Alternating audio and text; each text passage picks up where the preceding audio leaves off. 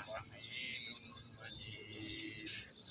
اللهم بارك على محمد اللهم بارك على محمد وعلى آل إبراهيم إنك حميد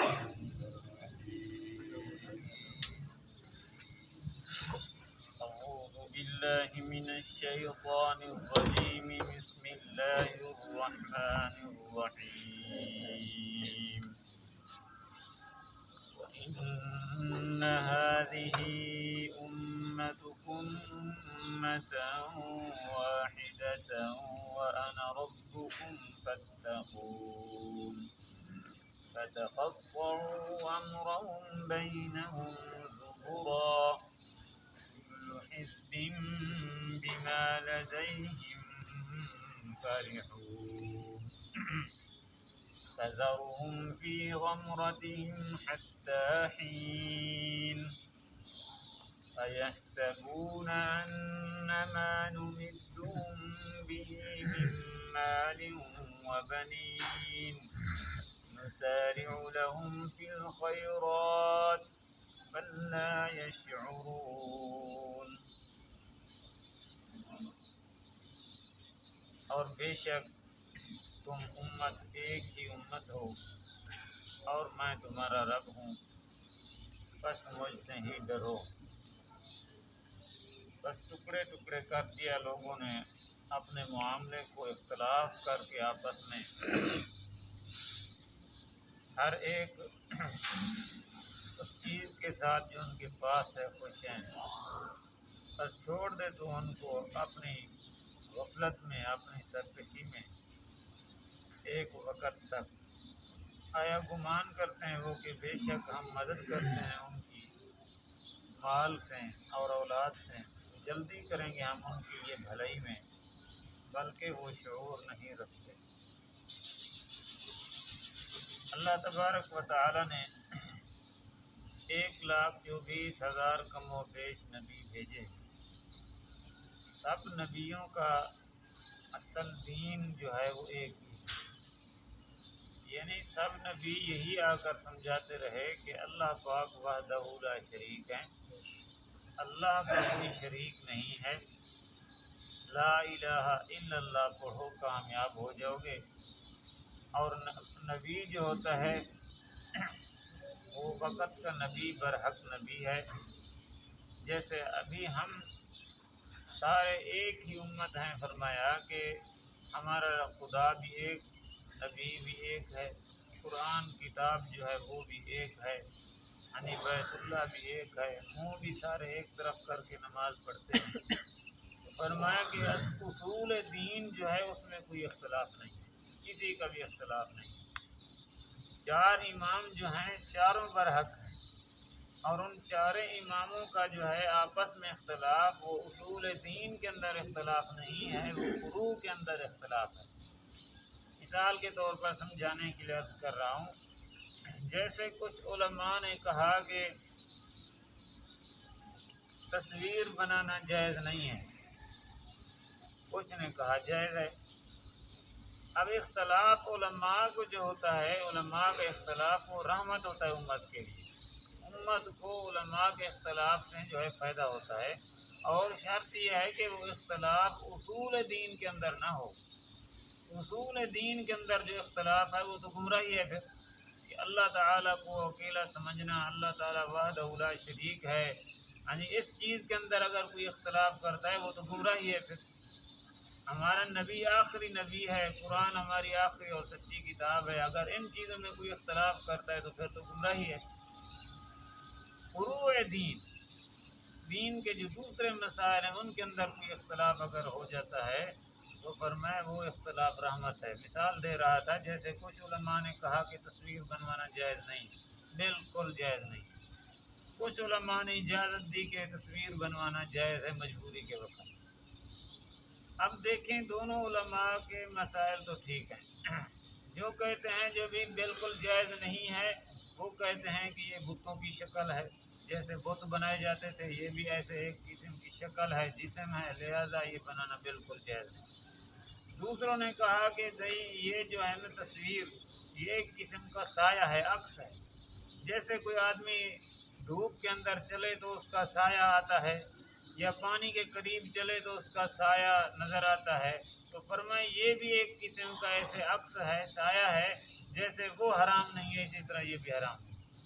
تو بہرحال دونوں طرف سے علماء ہیں اور دونوں کے دلائل جو ہیں ٹھیک ہیں، لہذا یہاں سے ہمیں امت کو فائدہ ہوتا ہے کہ اگر کوئی مجبوری کے ٹائم تصویر بنا لیتا ہے تو بہرحال حرام نہیں ہے، مجبوری کے ٹائم اجازت ہے کہ بنوا سکتا ہے۔ مثال کے طور پر شناختی کارڈ بنوانا ہے، آپ نے باہر ملک جانا ہے یا عمرے کے لیے جانا ہے، پاسپورٹ بنوانا ہے، تو وہاں پر تو مجبوری ہے، آپ تصویر کے بغیر نہیں جا سکتے ہیں، تو لہٰذا اجازت مل گئی کہ علماء نے کچھ نے کہا جائز ہے، لہٰذا یہ اختلاف کی وجہ سے امت کو سہولت ملتی ہے۔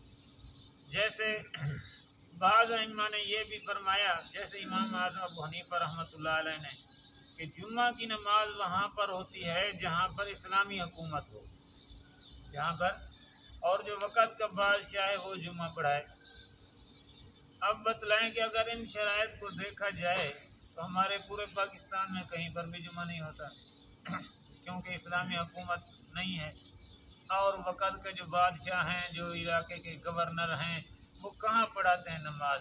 وہ تو خود شریعت کے مخالف ہیں اور نماز کے قریب نہیں جاتے، تو جمعہ کیا پڑھائیں گے؟ اس لیے کچھ علماء نے اجازت دی کہ جمعہ پڑھانے چاہیے جگہ جگہ پر تاکہ امت کو سہولت ہو۔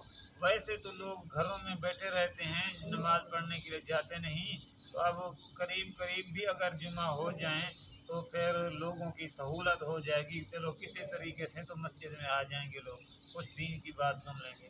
تو بہرحال اسی اجازت کی وجہ سے عوام کو فائدہ ہوتا ہے۔ یہ اختلاف جو ہے اصول دین کے اندر نہیں ہے، فروع کے اندر ہے، فروعی اختلافات ہیں، تو ان کے اندر اگر کوئی اختلاف ہو تو یہ اختلاف یعنی برداشت ہوتا ہے، قابل برداشت اختلاف ہے۔ مثال کے طور پر جیسا کہ حدیث مختلف ہیں، کچھ کہتے ہیں جی یہاں پر ہاتھ اٹھاؤ اللہ اکبر کر لو، کچھ کہتے ہیں نہیں جی اس سے اوپر اٹھاؤ، کچھ کہتے ہیں کانوں کو لگاؤ پھر اللہ اکبر کر لو۔ اختلاف ہے، لیکن یہ اصول دین کا اختلاف نہیں ہے۔ نماز پڑھنے کا حکم تو سارے دیتے ہیں کہ نماز پڑھو، لیکن بس ہاتھ اٹھانے کا فرق ہے نا، کچھ کہتے ہیں یہاں تک اٹھانا چاہیے، کچھ کہتے ہیں اوپر ہونا چاہیے، کچھ کہتے ہیں یہاں تک کرنا چاہیے۔ تو بہرحال یہ اختلاف ایسا ہے جو برداشت ہو سکتا ہے، اگر کوئی یہاں پر اٹھا کر نماز پڑھ لیتا ہے تو نماز اس کی بھی ہو جاتی ہے، کہ کانوں کو لگا کر اللہ اکبر کرتا ہے تو نماز اس کی بھی ہو جاتی ہے۔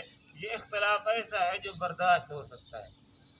جیسے اب دوسری بات دیکھ لیں، نماز کے بعد آپ جو ہے نا دعا مانگتے ہیں فرضوں کے بعد، کچھ علماء نے کہا کہ فرضوں کے بعد دعا مانگنا جائز ہے، کچھ نے کہا کہ بھی فرضوں کے بعد دعا مانگنا جائز ہے، ثواب ہے، مانگنی چاہیے۔